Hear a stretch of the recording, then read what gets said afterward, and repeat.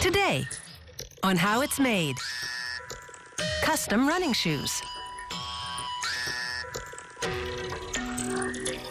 Axes.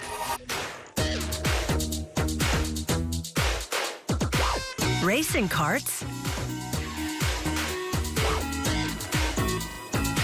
And animatronics.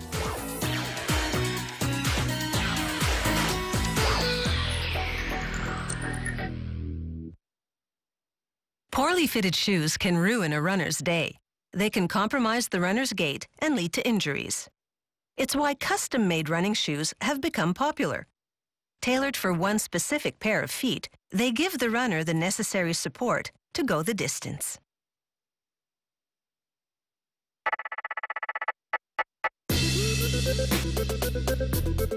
Thanks to the use of synthetic materials, the running shoe is more lightweight and flexible than ever before.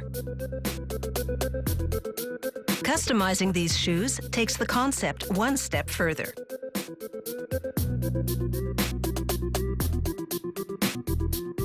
They start by taking a precise 3D laser scan of each foot.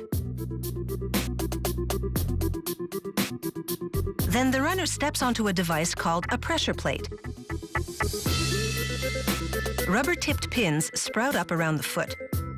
This technique creates an exact outline of the sole, including the arch. Next, a high-pressure water jet cuts through synthetic fabric like a knife. A computer guides the cuts, following the measurements from the scans. The cutouts will be used to make the upper. That's the part of the shoe that wraps around the top of the foot. A seamstress sews together the cutouts, creating the basic shell of the running shoe's upper. Uppers come in a variety of colors, and when a shoe is custom ordered, the athlete can choose. After holes for the laces have been punched into the upper part of the running shoe, the seamstress stitches on stripes, a trademark look for the company.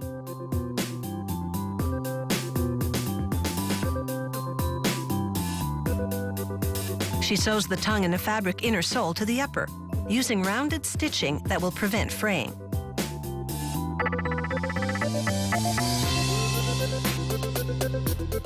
The inner sole joins the two sides of the upper, and this custom running shoe is starting to come together.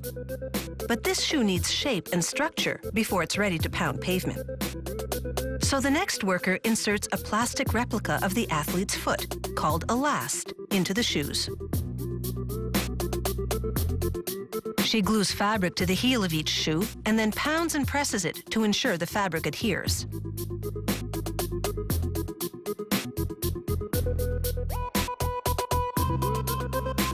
Left to sit for 5 hours, the shoes conform to the shape of the custom-made lasts. But if the measurements are even slightly off, they'll scrap the shoe and start again. It's time for the foam midsoles. The worker cuts the foam with dies based on the individual's feet. The foam is dual density for maximum performance. He sands each midsole, beveling the tips.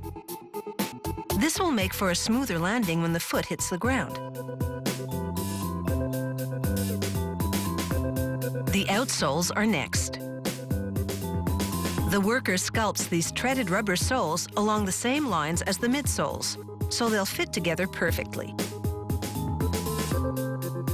He glues the mid and outer soles together.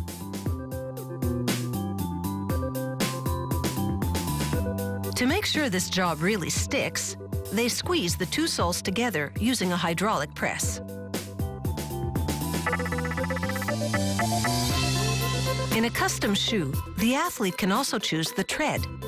A deeper tread is more appropriate for trail running, and a shallower one will grip pavement better.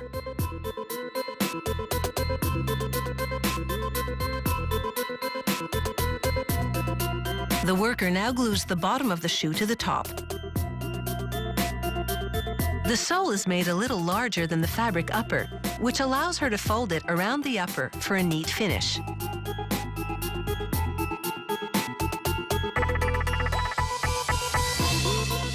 A machine they call the claw applies pressure to enhance the bonding of the sole to the shoe. Then they insert a memory foam insole, which melds to the shape of the foot. This insole is also breathable and has been treated with an antibacterial agent. The athlete's name on the heel is the final personal touch for these custom running shoes. They've taken about 5 days to make, but they're ready for a marathon.